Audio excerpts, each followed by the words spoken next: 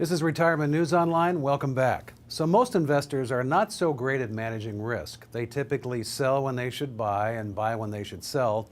And as you get older, this behavior can be very detrimental to your retirement. Now with us is Bob Smith, who practices in Centennial, Colorado. So Bob, talk about how market risk tolerance might change as somebody gets closer to retirement. My pleasure, Scott. As people get older, one of the things that they should be doing is actually taking less risk with their portfolios. We're finding quite the opposite. Obviously, the bull market of the last several years, people have done quite well, and sometimes I think they forget about 2008, and they're skewed more towards growth than towards more conservative investments as they get older. So Bob, besides market risk, what are some of the other risks that need to be considered? Some of the additional risks that I find out there, number one, and people really need to pay attention to this, is longevity risk, right? Outliving your money. Another big one is, your health.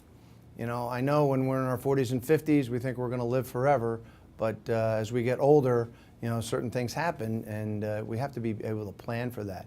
So those are some of the two big risks that I find, is the healthcare risk and the longevity risk.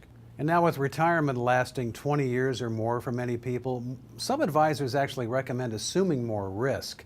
What are your thoughts on that? Well, when it comes to risk, I think what you really need to look at is your own individual circumstances.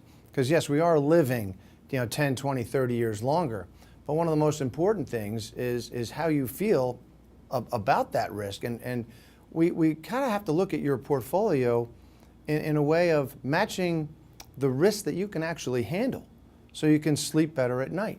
Because if you do it the right way, your money will last the rest of your life. But if you take on too much risk, of course, when the market decides to correct itself, then we have a big problem.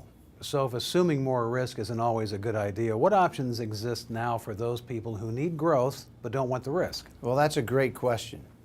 And when you take a look at the different alternatives out there, for those people that don't want to take as much risk, certainly we have to create some customization within their plans.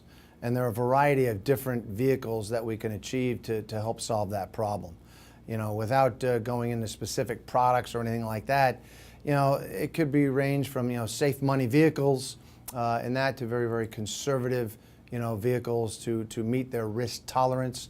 And I think that's a really big key, is making sure that the risk that you can handle matches your portfolio. That is Bob Smith in Centennial, Colorado. You're watching Retirement News Online.